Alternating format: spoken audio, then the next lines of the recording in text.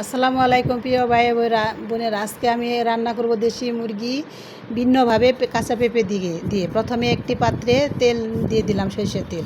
তেলটা গরম হলে কিছু এলাচ, দারচিনি, লং আর তেজপাতা দিয়ে কিছুক্ষণ ভেজে নেব। তারপর সেই গরম তেলের মধ্যে পেঁয়াজ দিব। পেঁয়াজটা হালকা লাল হয়ে গেলে তারপরে দিয়ে দিব পেঁপেটা আমি আগে থেকে রেডি করে রেখেছিলাম। তারপরে দিয়ে দিব আদা রসুন দিয়ে পেঁপেটা ভালো করে কষিয়ে নিব।